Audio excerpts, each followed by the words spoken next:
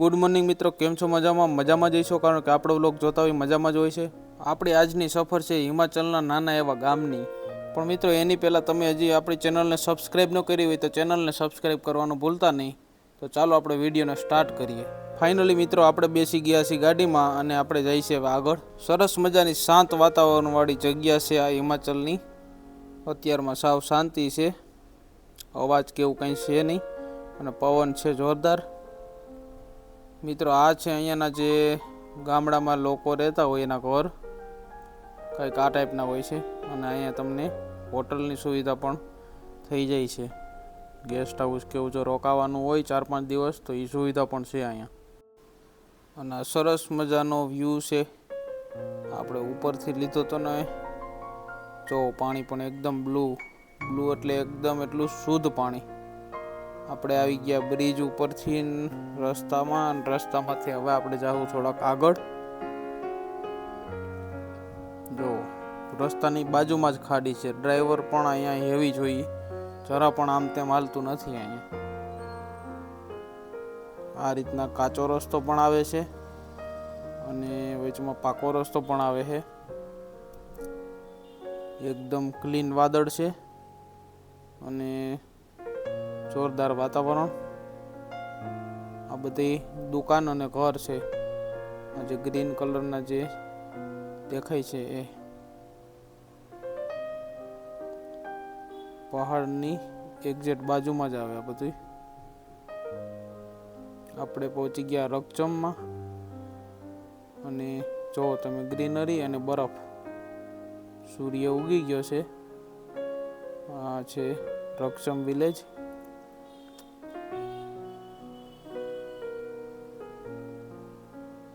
આ રીતના ઘર હોય છે જે પહાડમાં થોડાક ઉપર હોય, થોડાક નીચે હોય. અને આ લોખંડનો બ્રિજ છે. આપણે આવી ગયા એનાથી આગળ. આપણી સામે છે આ પહાડ અને નીચે જોવો તમે પાણી એટલું શુદ્ધ જાય છે અને બરફ જામી ગયો છે.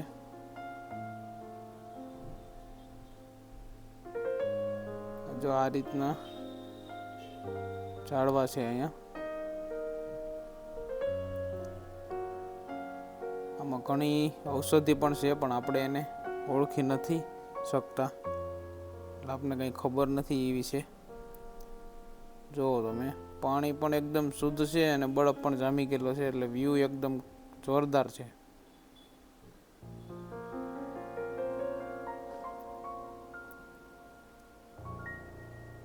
આપણે આવી ગયા ગામની અંદર અને આ છે ગામનો ગેટ. ગામના ગેટની અંદર આવીએ એટલે આપણે આ પ્રકારનું દેખાય બધું. મિત્રો અહીંયા રજ કે ધૂળ એવું કંઈ ઉડતું નથી, એટલે એકદમ ચોખ્ખું જ હોય છે, બધું ક્લીન. અને મોટા ભાગે ઘર અહીંયા આગળ લાકડાના હોય છે. આ તમે જે જોવો છો એ લાકડાનું છે.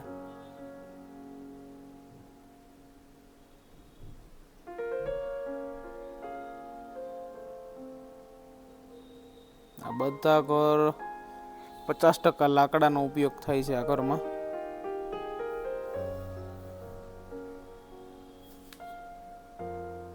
આ છે ટેન્ટ અને આ છે રોકાવા માટેના ઘર, એટલે કે હોટલ.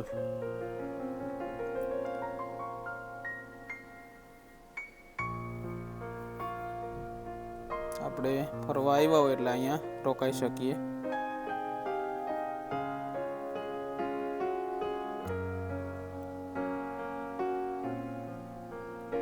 ગુડ મોર્નિંગ મિત્રો, બીજા દિવસની સવાર થઈ ગઈ છે અને હવે આપણે થોડાક જશું અહીંથી આગળ.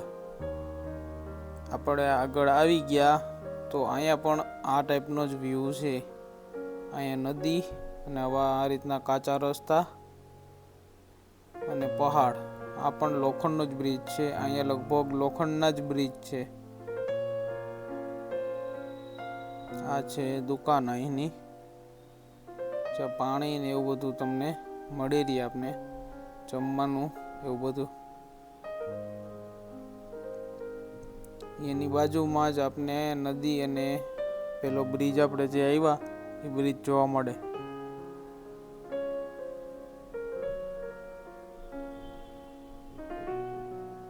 આ બધી દુકાન, રેસ્ટોરન્ટ અને ઘર છે.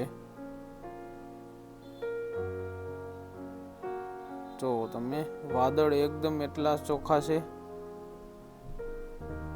કેમ કે અહીંયા પ્રદૂષણ કે એવું કંઈ છે નહીં. હવે આપણે જાહું નીચેની તરફ, તો અહીંયા પણ લોખંડનો બ્રિજ જ આવે એક.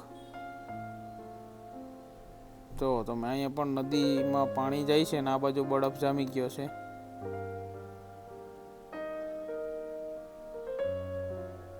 જોરદાર વ્યૂ છે. આપણે બરફમાંથી ન જ આગળ જવું જોઈએ, કેમ કે અહીં બધે બરફ જામી ગયેલ છે.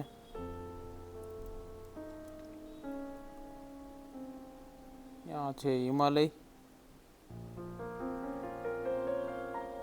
અત્યારે તડકો છે એટલે એટલી બધી કાંઈ ઠંડી નથી, પણ મીડિયમ ઠંડી છે. જો તમે આ રીતના પગ પણ ખૂંચી જાય છે આમાં થોડા થોડા. નદીનો અને બરફનો વ્યૂ છે ને જોરદાર છે. એકદમ ક્લીન પાણી. જો અહીંયા તમે પાણીની ઉપર બરફ પણ જામી ગયો છે.